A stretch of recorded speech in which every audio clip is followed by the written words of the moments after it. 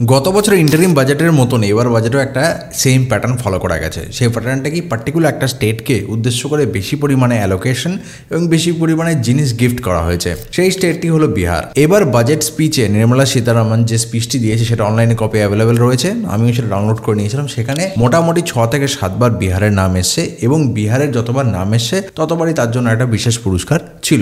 তার মধ্যে রয়েছে Bihar makhana board, greenfield airport, এই ধরনের অনেক কিছু তাকে দেওয়া হয়েছে। পাটনা আইআইটির এক্সপেনশন হবে, এন্টারপ্রেনিয়রদের জন্য এন্টারপ্রাইজ গঠিত করা হবে, এসব কিছু দেওয়া রয়েছে।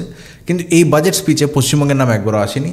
চলো মেনে নিলাম পশ্চিমবঙ্গে বিরোধী পার্টি মানে শাসন করছে, ওই জন্য নয়। মহারাষ্ট্রেও সেরকম কোনো নাম নেই, দিল্লিরও সেরকম কিছু নাম নেই। পার্টিকুলার একটা স্টেটকে বেছে নিয়ে তাকে ভালো করে ফান্ডিং করা হয়েছে। আমরা সবাই কোথাও না কোথাও জানি যে এর কারণটা কী, কিন্তু এই বাজেট থেকে আমরা অ্যাকচুয়ালি কী শিখবো? যারা শেয়ার মার্কেটে ইনভেস্ট করি তাদের জন্য কী রয়েছে এই বাজেটে, সেটার জন্য আমি পুরো থরো স্টাডি করেছি বাজেটটিকে, এবং তারপরে যে জিনিসগুলো আমি দেখেছি সেটা তোমাদের সামনে এবার তুলে ধরার চেষ্টা করব। নমস্কার বন্ধুরা, আমার নাম প্রতীক ঘোষ, তোমরা রয়েছে প্রতীক স্পিক্স। এই চ্যানেলে তোমরা যদি প্রথমবার এসে থাকো তো একটি বিনীত অনুরোধ রয়েছে, চ্যানেলটির সাথে জুড়ে যাবে। এই চ্যানেলে বিভিন্ন ধরনের তথ্য দেওয়া হয় শেয়ার মার্কেট, মিউচুয়াল ফান্ড সম্পর্কে। So let's start this video. এই যে বাজেটটি হলো তার স্পিচে রেলওয়ের সম্বন্ধে দুবার রেলওয়ে টার্মটি এসেছিলো, কিন্তু কোনোবারই রেলওয়ে সম্পর্কে কোনো নতুন কিছু স্পেশালি কোনো স্কিম কিংবা নতুন ট্রেন কিছু অ্যানাউন্স করা হয়নি। যেটা করা হয়েছে সেটা হচ্ছে গুডস ট্রেনের একটা পার্টিকুলার পোর্শন হয় ডিএমও, সেটা নিয়ে কিছু বলেছিল, ব্যাস সেটাই। রোডসের ব্যাপারে কোনো ডিসকাশন হয়নি। ট্রান্সপোর্টেশন টার্মটি এসছে, কিন্তু ট্রান্সপোর্টেশনে এই টার্মটির উপরে বেস করে কোনো ফান্ডিংয়ের আলোচনা করা হয়নি। ইনফ্রাস্ট্রাকচার, রিনিউয়েবল এনার্জি, এরকম টার্মেরও কোনো প্রকার উল্লেখ এই বাজেটে আমরা দেখতে পাইনি।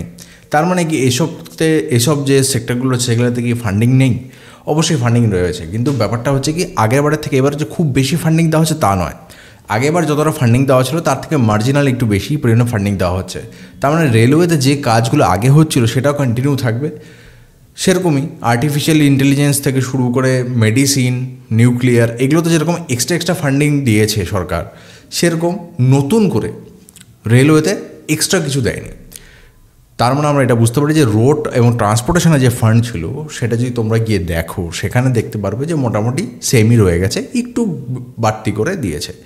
তো যে থিমের উপরে লাস্ট 10 বছর আমরা শেয়ার মার্কেট দেখেছি যে একাধারে মানে transportation company, power company, renewable energy company, infrastructure company, রেলওয়েজের কোম্পানিগুলো যেভাবে গ্রো করেছে, এখন হয়তো সেটা একটা কনসলিডেশন ফেজের মধ্যে চলে এলো।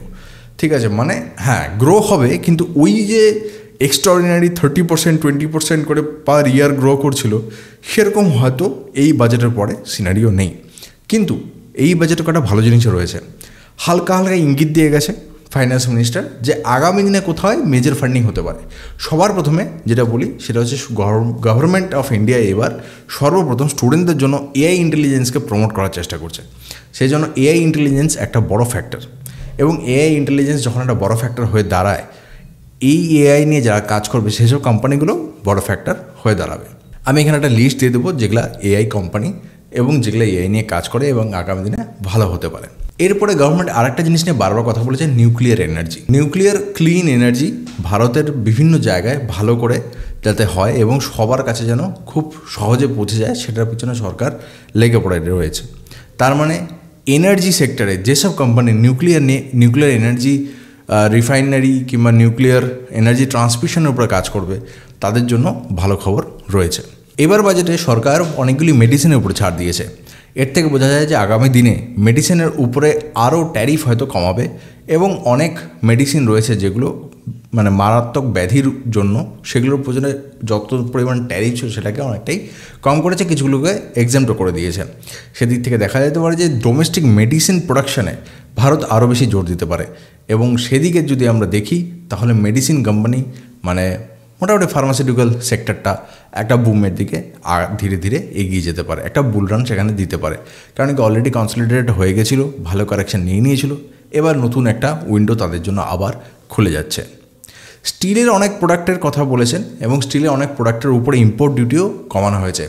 এর থেকে আমরা বুঝতে পারি যেসব জিনিস স্টিল ম্যানুফ্যাকচারেশনের সাথে কাজ করে, যারা ইম্পোর্ট করে আনে স্টিল এবং সেখান থেকে প্রোডাক্ট তৈরি হয়, তার মধ্যে ইলেকট্রিক ভেহিক্যাল রয়েছে, বিভিন্ন ধরনের কার্স রয়েছে, বাইকস রয়েছে, বাসেস রয়েছে সেগুলোর দিকে একটু মনোযোগ দেওয়া যেতে পারে। সরকার এখানে আরেকটা টার্মও বাজেটের মধ্যে উল্লেখ করেছে, সেটা হচ্ছে ই বাস সেবা, মানে ইলেকট্রনিক বাস মেকিং কোম্পানিগুলো ভালো একটা টার্গেট পয়েন্ট হতে পারে ফিউচারের দিকে।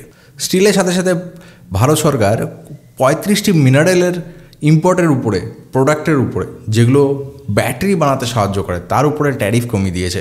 এই ব্যাটারিগুলো মেনলি লিথিয়াম আয়ন ব্যাটারি। তার মানে আমরা বুঝতে পারছি ইভি সেক্টরকে বুস্ট করার জন্য, মেনলি ব্যাটারি কোম্পানি এবং ব্যাটারি সেক্টরকে বুস্ট করার জন্য সরকার এই জিনিসগুলো করছে। তো ব্যাটারি সেক্টরের শেয়ারগুলো একবার ভালো করে দেখে নেওয়া যেতে পারে। সরকার ডিফেন্স সেক্টরেও কথা বলেছে এবং ডিফেন্স সেক্টরের বাজেট অনেকটা বাড়িয়ে দিয়েছে। সেদিক থেকে আমরা যদি দেখি ডিফেন্সের যে কোম্পানিগুলো আমরা আগে দেখেছি সেগুলোতেও কন্টিনিউ হতে পারে বাইং সে আগামী দিনে। কিন্তু এই মুহূর্তে মার্কেটে সেন্টিমেন্ট নেগেটিভ থাকার জন্য সেরকম কিছু এই মুহূর্তে দেখা যাচ্ছে না, কিন্তু আগামী দিনে সেটা ধীরে ধীরে বাড়তে পারে। সেজন্য ডিফেন্সের স্টকগুলো আমাদেরকে একবার দেখে নেওয়া উচিত। এর সাথে সরকার একটা জিনিস উল্লেখ করেছে যে আমাদের দেশে এই মুহূর্তে 88 এয়ারপোর্টস রয়েছে এবং আগামী দিনে সেটা 120টি এয়ারপোর্টে পরিণত করা হবে, মানে নতুন এয়ারপোর্ট তৈরি হবে আগামী 10 বছরের ভেতরে। তার মানে এটা বোঝা যাচ্ছে যে এয়ারপোর্ট কনস্ট্রাকশন কোম্পানিগুলো, এয়ারপোর্টের যে সাথে জড়িত যে আদার্স কোম্পানি রয়েছে, এয়ারপোর্টের রানওয়ে মেকিং থেকে শুরু করে বিল্ডিং ইনফ্রাস্ট্রাকচার সব কিছুতে যারা কাজ করে যেসব কোম্পানিগুলো, সেগুলোর দিকেও একবার নজর দেওয়া যেতে পারে যদি তারা টেন্ডার পায়। তবে যদি সেই খবরটি রাখা যায়, অবশ্যই যদি সেরকম কোনো খবর আছে আমি তোমাদেরকে দিয়ে দেবো, সেই শেয়ারগুলো একটা বুল রান দিতে পারে।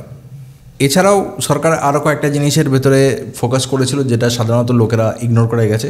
সেটা হচ্ছে সরকার যেটা চাচ্ছে যে ফিশের উপরে যাতে কাজ হয় এবং ফিশ যে জলজ সম্পদ সেটাকে যাতে ভালো করে করা হয়। তো এখান থেকে কিছু কোম্পানি রয়েছে যারা ফিশ প্রোটিন বানায় এবং ফিশের প্রোডাক্টগুলো বানায়, তাদের মধ্যে কয়েকটার নাম আমি স্ক্রিনে দিয়ে দেবো, সেগুলোর দিকেও একবার নজর রাখা যেতে পারে। এবার বাজেটে সেরকম খুব যে হাইফাই করে সবার জন্য ফান্ড অ্যালোকেট করা হয়েছে, খুব চেঞ্জ করা হয়েছে তা নয়। এইবার বাজেটে লাইমলাইট শুধুমাত্র ছিল আমাদের ডাইরেক্ট ট্যাক্স, যেটা পেয়ে আমরা সবাই খুশি। যতদিন অবধি 12 লাখ আমরা কামাচ্ছি না ততদিন আমরা খুশি থাকবো, যেদিন আমরা বেশি কামাবো সেদিন আবার আমরা দুঃখী হব। কিন্তু বাজেটে যা আগে স্ট্রাকচার ছিল সরকার সেটাকে কন্টিনিউ করার চেষ্টা করছে। এই জন্য এটা ভাবলে চলবে না যে আগে হয়তো আমার ইনফ্রাস্ট্রাকচার কোম্পানি আমাকে ভালো রিটার্ন দিয়েছে এবার দেবে না, দেবে, কিন্তু একটা স্যাচুরেশন লেভেলে দেবে। খুব যে আউট পারফর্ম করবে সেরকম হয়তো নাও হতে পারে, সেদিকে ধ্যান রেখে আমাদেরকে দেখতে হবে। আর আগামী দিনে যেভাবে মার্কেট রিকভার করবে সেটাও ট্রিগার করবে যে আগামী দিনে কী হবে। কারণ এই মুহূর্তে ট্রাম্প একটা বড় ফ্যাক্টর, যেখানে সেখানে যাকে তাকে মনে হচ্ছে ট্যারিফ লাগিয়ে দিচ্ছে।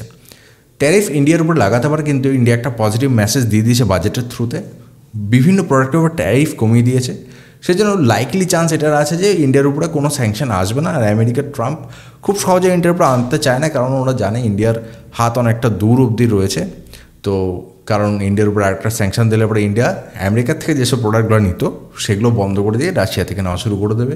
তো সেই ইকুয়েশনটাও তাদের মাথায় রয়েছে, কিন্তু সেই যত সম্ভব চেষ্টা করবে ইন্ডিয়াকে মানে ভয় দেখিয়ে রাখার।